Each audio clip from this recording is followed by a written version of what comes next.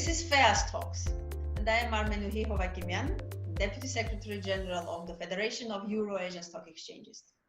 Our virtual trip lands today in Oman, and we are visiting virtually the Muscat Clearing and Depository Company, which is a member of FEAS, and our guest today is General Manager of MCD, Mr. Haitham Salmi, who is in capital market industry more than 15 years, starting from the regulator, from the supervisory things, then moving to the private sector, and now back to the depository and managing the MCD currently.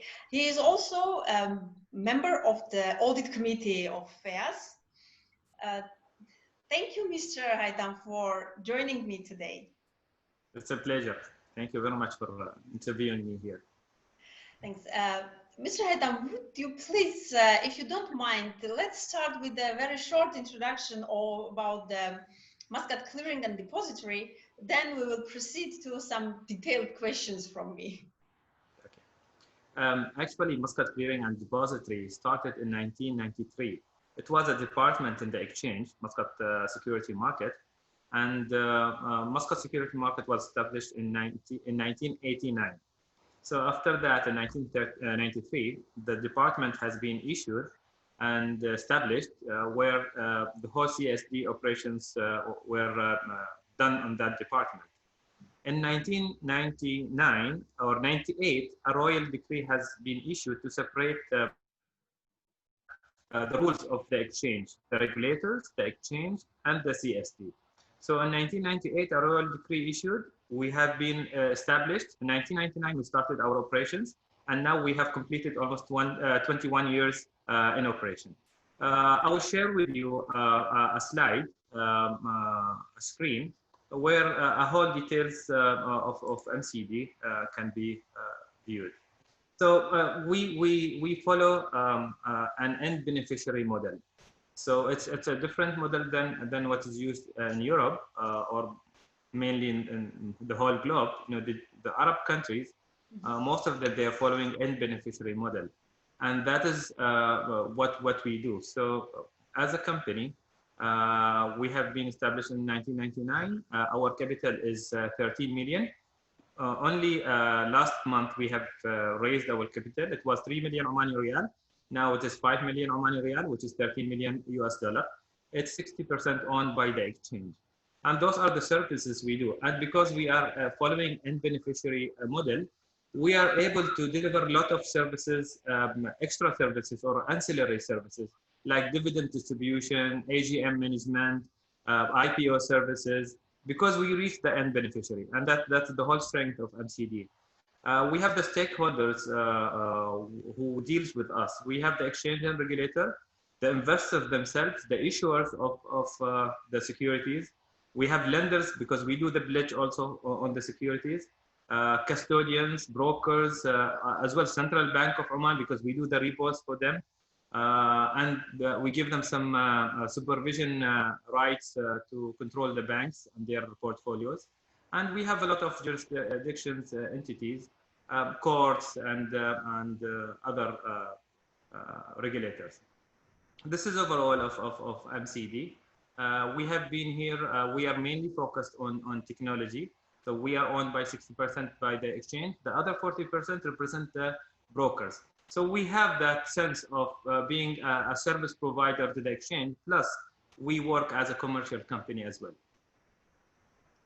Interesting. Thank you for this brief and over-covering introduction. So you are mostly covering the whole spectrum of depository functions, the clearing settlement, also the corporate actions, plus you are mostly the tech company, like technology provider, and with the many solutions. I know your solutions, and they're really impressive.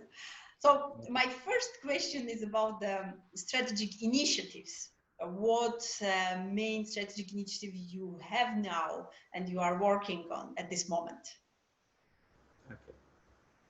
See, well, actually, we had a 5 year strategic plan, which will end in 2021.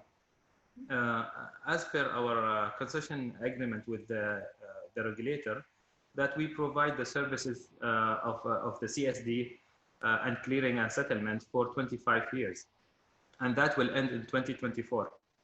So what we did, we create a 5 year strategy that we are following to upgrade our services. And from 2021, we will have a strategy to know how we will continue the service and whether we need to adapt different models. For example, the clearing and settlement. Do we need to adapt a CCP model? Is it needed here in Oman? Is it expensive? Or the market will accommodate that or not? So that plans will start from next year. So till next year, we're only upgrading the service. We're creating automations of our processes as much as we can.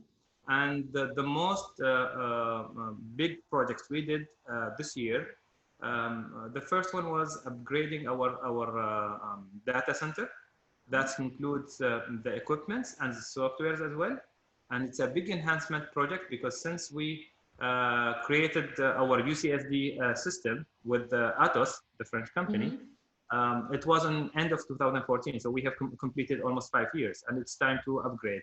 So we have a lot of upgrade in our systems, including software and hardware. And we need to close a lot of security gaps. We need to make sure, after this pandemic, we are working from home. We are using the internet much more than earlier. We have shifted the whole business from being intranet to internet. So it is all online, and that's created a lot of risk. So we need to upgrade our system. We need to close those gaps. So that was our major investment. And we have also invested in 2 major products. As I said earlier, we are targeting the end beneficiary. And those investors will need services. Those services are accommodated by us, not by the brokers, as there are different markets. So we need to provide them with the right tools to use or to exercise their rights. So we have the EAGM, the General Assembly meetings. So we have this service a very long time. What we did in this service that we have created an online platform. So the investor can join the meeting online through Zoom or other telecom or conference call applications. And he can also exercise, he can approve the financials, he can approve all the minutes of the agenda for the meetings. So that has been created. It was targeted for this year and it has been delivered in phase 1. The phase 2 will be delivered by end of this year. But phase 1 was already delivered and it's a blockchain technology application. Currently, it is totally online. So the next step will be adding that to the mobile application as well. So that is already delivered. And we have the eIPO. This application has been delivered 2 years ago. But it was only on phase 1. That includes that whoever wants to apply for any IPO, he can use the e-channels of any banks. And because we don't have a lot of IPOs, we had to provide the service because the banks cannot invest. The number of applications are not that huge. So in order to encourage the banking system to accept and online channels for the IPOs, we have created a centralized model and we linked all the banks to us. So that service allows the banks to introduce the e-channels for the IPOs to receive the applications in a costly manner, a cheaper way, and it has been already delivered. And we also allowed the brokers, the market is very small, and brokers are surviving with this pandemic and a lot of overheads. The market is not increasing. So we need to introduce a different source of income for them. And that's where we have linked the brokers as well. So they are helping in marketing those IPOs. So we allow them to market, they are gaining commission, and we are reaching more clients because they deal with the clients directly. So that's the whole objective of this project.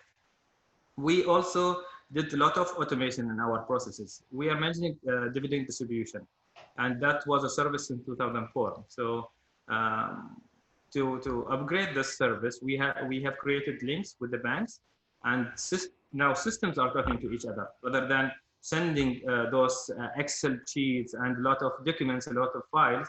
Now it's all B2B connected with the banks, and that automation helped us in this pandemic to distribute the whole dividends while we are sitting at home. Mm-hmm. So those are the main initiatives of MCD. As I said, from 2022, we will have a totally different strategic plan, because we have an agreement which will end, and we need to prove a new model that will help the next phase of the exchange. So yeah, impressive. And so this means next year we will be back to you and we will ask about new strategic initiatives, which is really interesting in this developing and technologically developing world. So coming to the global scale, what do you think, where is your company standing in terms of adopting new technologies and new trends in the market? Our company is part of the government. We are a state-owned company. Mm-hmm. And we are part of the e-government initiative. So we have a lot of objectives on digitalizing our services as much as we can. And that force has been created by the government itself. It's not just our willingness, it's our willingness plus the government initiative. So we have seen the last few months, since the beginning of this year, the in IT, which is Information Technology Authority, has been shifted and upgraded to be a ministry rather than an authority. And that big upgrade shows the focus of the government on technology and how important are those technology to us. And there has been a cyber technology college has been also introduced. Big committees has been introduced focusing on cybersecurity. There are also a group of companies has been established for the government to help the government investing on those or pushing the country toward adopting new technologies. So we have a group called Oman Information Technology and Communication Group. It owns 4 companies investing in technology. They have Oman Technology Fund. The Oman Technology Fund focus on innovations of the SMEs and projects. So they invest on those projects related to technology. We have also Oman Towers, Oman Broadband, and that's the main purpose is to extend the internet and availability of technology to the whole country. And we have Oman Space Communication Technologies. Along with that, since the last 3 years, MCD was engaged to Oman Blockchain Services and Solutions. It's a government state company investing in blockchain services. So they come with new services, new solutions based on DLT technology. And we were the first pilot project introduced.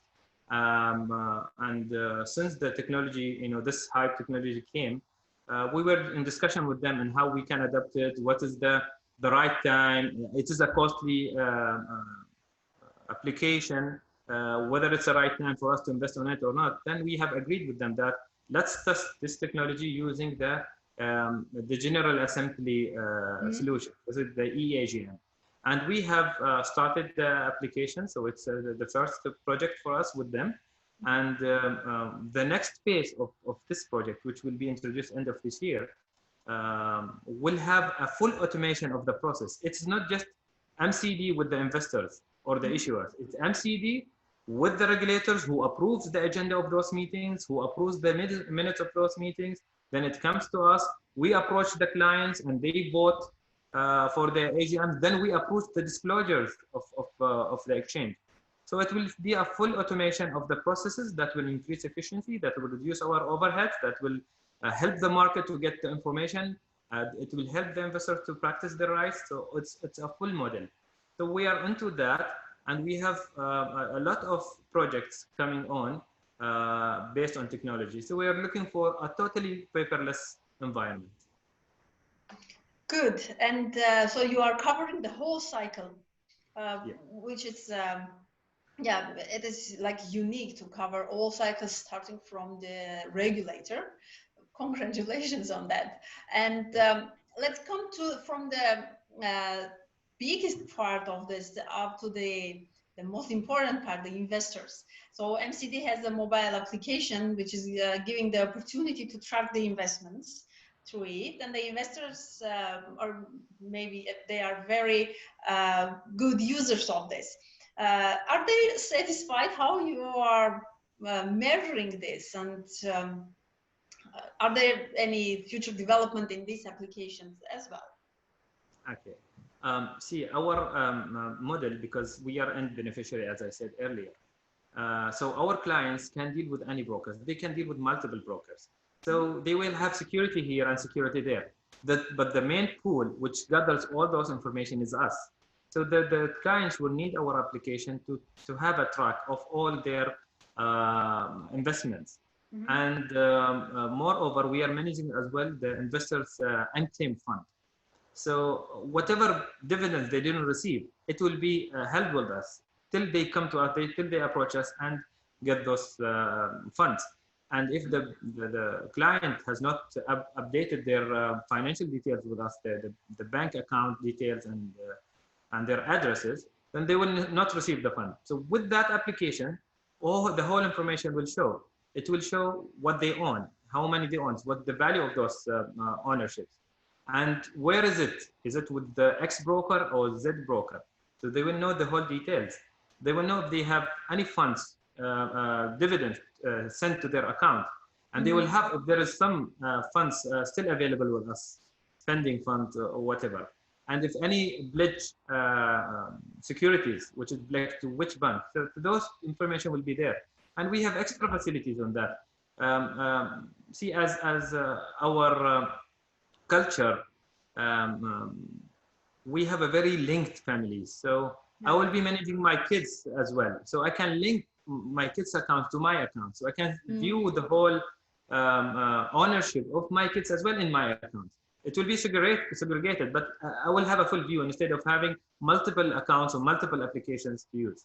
So that whole thing came, and we have a very good, we've received very good feedback from clients. But our next target is to upgrade this application to make it more user-friendly and to add the EAGM services with it.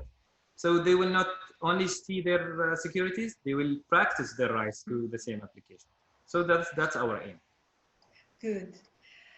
Good. Yet let's proceed from the securities to another goal, which is developing fair and fast, secure internal regulations also. How are you measuring this success, the success of these metrics for MCD? Okay. So the security or the safeness of the whole data we own or we have under custody is our main property. This is what we do. We are trying to protect. So the resilience of our systems is the most important thing. So we have our own bylaws. We have as well a close relationship with the regulator. So whenever they issue new regulations, they come to us and we communicate. So in the last 2 years, what we did, just to ensure that we have adequate systems, we have adequate bylaws and processes, we called Thomas Mary for a CSD rating. And we were very happy that they upgraded us from BB to A, which is 2 steps up. That was a big jump for us. That gave us a comfort that we are in the right track. We are also happy that the drawdowns they raised was already in our pipeline. So we were targeting the right path. That gave us a very good comfort. We have a good relations with regulators. Whatever we have gained from our exercise with Thomas Mary, we have raised it to our regulator. So we called Thomas Mary, come and present whatever you find to our regulators. It's not just the regulator, the exchange, stakeholders. We also called the state audit because we are a government-owned company. So we called the state audit, come and see where we stand and what is missing. So we get their support to to upgrade the regulations to cover those gaps. Then we have requested as well Thomas Mary to do a BFMI assessment, and that gave us the whole gaps where we need to focus on the coming years. And that's where we have established, we used to have a risk functions in our structure. Now we have a risk department, risk and compliance. So we have upgraded the whole structure to accommodate and close those gaps as much as we can. So we ensure that our objective in creating secured environment, secured investment environment is accomplished. Good.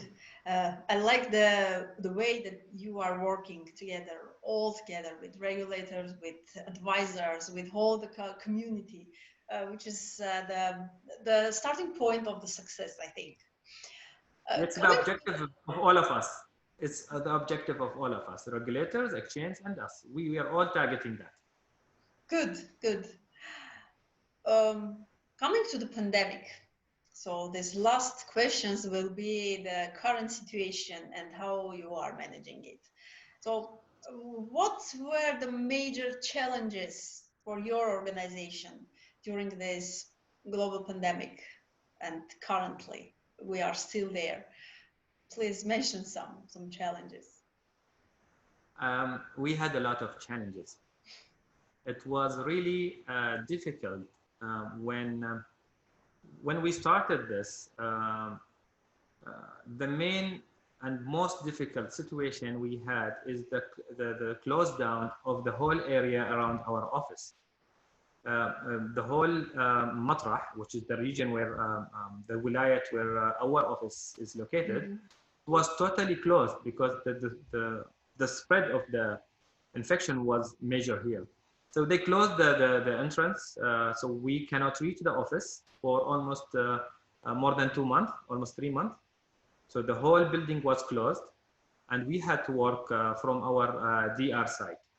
So that the whole thing was really shocking. But the good news that we have started 1 week earlier before that. So by following the news and the European CSDs, and they have activated their business continuity plans, I have decided that we need to do the same. We don't know what will happen. We don't know when we have to stay home. So let's activate it. So we did that 1 week earlier. And that helped us to really work and complete all the processes, complete all the procedures. And we have activated the plan where we need only to do our critical resources, but we have managed to do all the functions, not the critical functions itself. We did all the functions as normal from home. So I will show you a slide, if you don't mind, which will show you the whole process, how we did manage this pandemic. So what we did is that a week earlier to the closure, which was on 26th of March. So a week earlier, we have activated our PCM plan, and we have assumed that headquarters is not reachable. Then we have activated our e-services. So we have decided that we will do the services, we'll provide the services to the clients through only e-channels. So there will be no, our office is totally closed. We are not receiving any clients in building, and whoever wants our services, they can approach us through the e-channels. We have also created WhatsApp services. We have created dedicated mobile numbers and emails for our clients to communicate with us.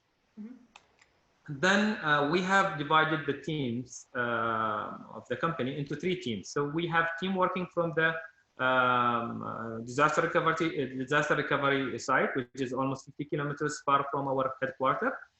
We have a team working from home, and we have team at our head office. Then the whole closure happened, the lockdown happened, and then we had to merge the head office team with the home, our working distance team. So then we had only 2 teams, one team working from the disaster recovery site and the other team working from home. Then we managed the dividend distribution. So as we agreed with CMA that yes, we cannot have general meetings or general assembly meetings for the companies, but as already been disclosed to the market, those companies have disclosed that there are an agenda to approve a dividend distribution of so and so. So we have agreed with CMA that the exchange has suggested that we approve those dividend distribution, and we get a later approval from the General Assembly. So they approve the dividend distribution, and it's a lockdown, and we need to distribute those dividends. So we have managed that through working distance from home. Then we have launched our EAGM. EAGM service supposed to be launched on July, which is this month. But we have agreed with our vendors that let us launch the first phase of the project to help the companies finish their legal obligation and do the meetings. And then we have managed to launch the application in just 3 weeks. We have worked hard through the pandemic, and we have managed to launch the product. And as well, we have gained from this product financially, because the service fees, although it's a minimal fee, but because there are no other options for the companies, and they have to take our service. And we thank the regulators, because the regulators came with the guidelines on the EAGM service and how the companies can conduct their electronic meetings. It came very fast, and that helped us to streamline the service. And we have also enabled the investors to attend the AGMs and receive their dividends on time. So we didn't. We have tried to reduce the risk on the market, because most of those dividends will be reinvested in the market. So losing those dividends and delaying those will affect the market sharply. So that helped us to do the whole work. So in total, we have managed to distribute more than 590 million Omani Riyal in transfers, and we conducted more than 180 AGMs till date. We as well managed to upgrade or update the client's information for more than 6,000 investors. And we have also received from Ministry of Commerce their acceptance that we manage the AGMs for the closed joint companies as well. So the whole system has been appreciated by a lot of market regulators and players. And at the end, we need also to engage our employees. So our employees they worked from home, and most of the employees, they're linked to being in office. Like when we talk about admin and finance, administrative work, especially when we talk about building maintenance, they don't have any work being at home. And we were thinking how we engage those employees and use them while being at home. So we had 4 major pillars to do that. The first one was data. We were relying on big data, and this big data has to be upgraded. It had to be updated as well. So updation of those data was being at home was the right time to use our stuff, where they can try to find the information and update in our system. So we were using that to clean our data and update the data. We have also used the time to re-engineer our processes. So we were following our processes, our procedures, the written one, and find a way to accommodate the new changes which happened because of the pandemic. So how we can update those procedures to live with us on the coming time. We also focused on people and how we use the time to train them. So we had a lot of online sessions. We were following the online training sessions, and we were engaging our employees into that. Then we tried to find innovative solutions. So we were gathering feedback from the employees. We had meetings for all the employees online using Zoom. Zoom is a very nice application, helped us. Zoom, WebEx, those applications were really the main source of our meetings. So we met our staff regularly and hear from them what we can how we can update our service, how we can bring new services. And that was a really good experience for us. This pandemic wasn't really bad. It helped us a lot of ways to do things in a different way. This is looking at the schemes and following the steps that you have done. For me, it came that you already know what to do according to your business continuity plan, which means you had a good business continuity and disaster recovery plans. And meanwhile, you are developing them while living in this situation. And this is another main pillar and another main part of the success, which is I am really happy when our members are acting fast and acting appropriate and doing forecasts more precisely and managing them. So very, very impressive, and I like this the scheme, how you worked. And the very, very last question, what do you think, what the life will look like after this pandemic? What will be changed in our lives? Will be more digital. Simply, will be more digital. Yes, we'll be cautious. A lot of cultural things will change. I believe Corona came to live. It will be around us all the time. Although even if we get the medication onto it, but how we think, how we deal with each other will change, and there will be a lot of cautious, culturally. But in the work will be more digital. I think this is the right solution. It's the right time. It pushed everyone to be digital. They can do their work from home, and commercially, it's creating a new trend, especially when we employ new staff. Do we need them to be at office? Can we reduce the cost by reducing the like accommodation cost, or let's say the transportation cost, and reduce the salaries as well? We will have a new trend on that. So especially when we talk about managing new projects. So instead of having a full-time resources, we can have a part-time resources. And that shows us that we still can work from home. We can increase our efficiency by being at home. We need to digitalize some of other services which we missed during the pandemic. And we need to create linkage. Cooperation between different stakeholders is very essential. People cannot deal with different parties, especially when they are far away.